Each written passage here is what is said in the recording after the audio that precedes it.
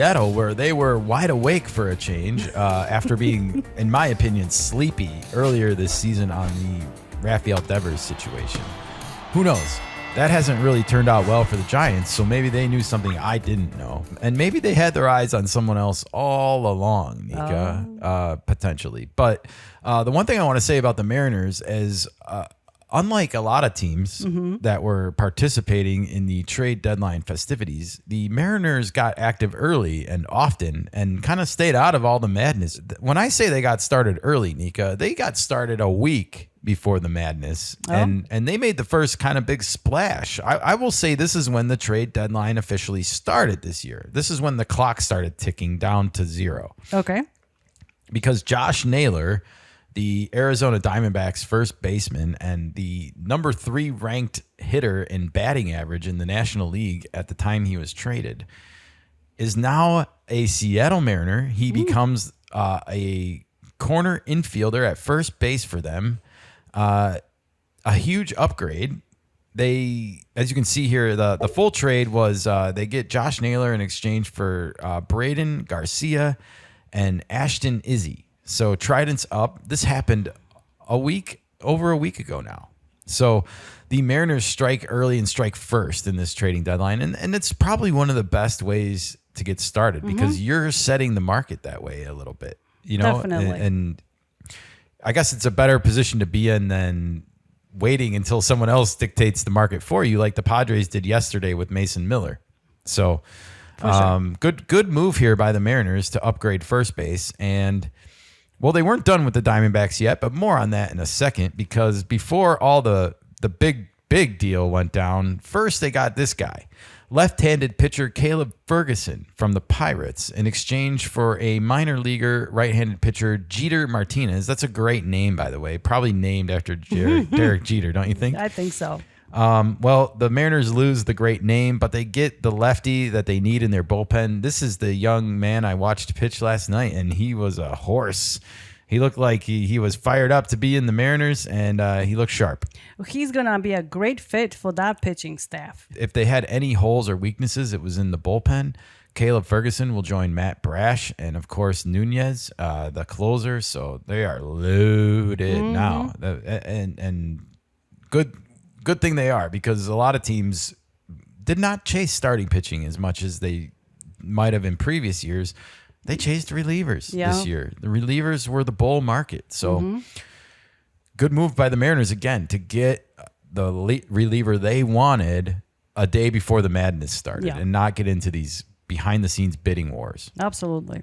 All right. Well, this was at 3:30 time stamped on Wednesday. And later on that night, word broke that the Mariners had made the biggest trade, I think, of the trading deadline this year when it comes to offense. And that is they picked up third baseman from the Arizona Diamondbacks and one of the league leaders in home runs, Eugenio Suárez, is coming back. And you can see that this tweet here says, "Good vibes only."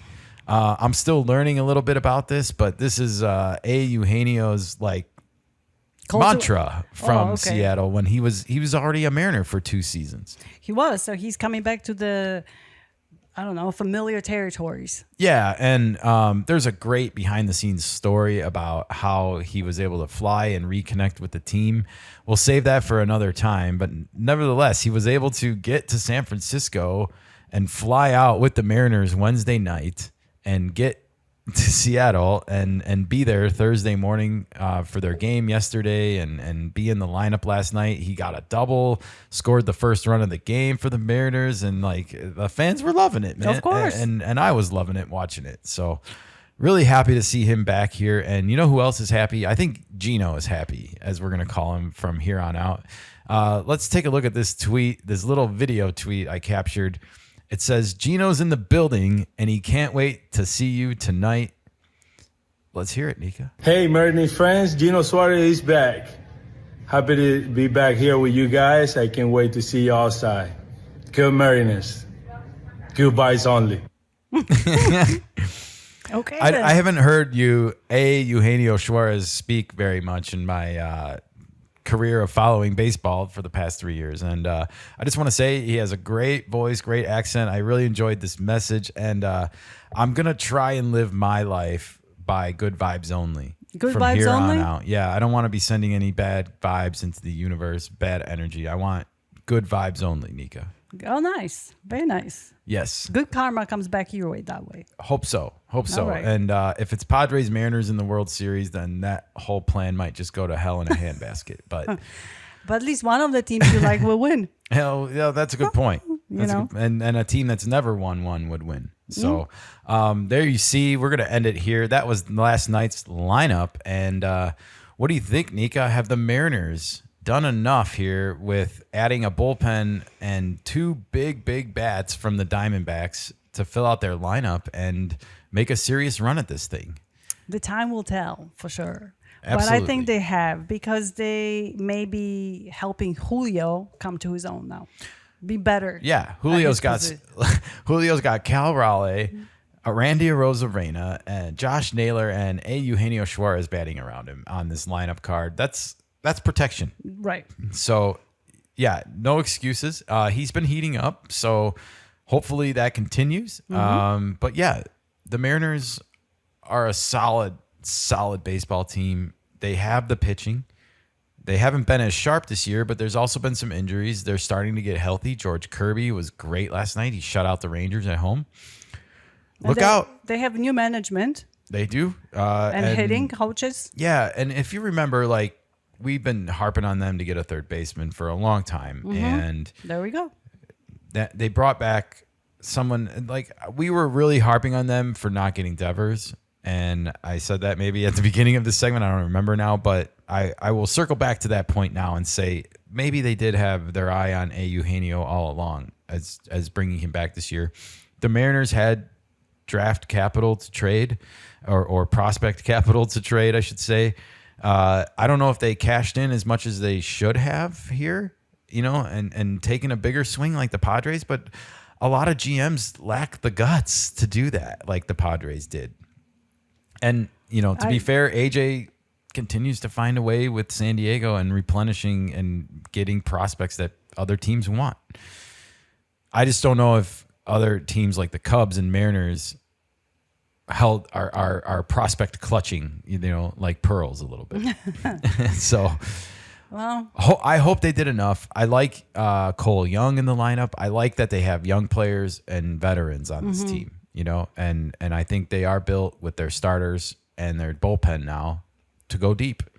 well, we're going to be watching that for sure, because the new team's going to be playing today. Well, let's take a look at the Mariners here on their Zips deadline projection changes versus the Astros and Rangers. And as you can see, the Mariners coming in just second to the Padres when it comes into their, that column we're looking at, by the way, is the sixth column, and that is the order that they're listed in. The Mariners changed their playoff chances by 6.2%, according to this, after the trade deadline.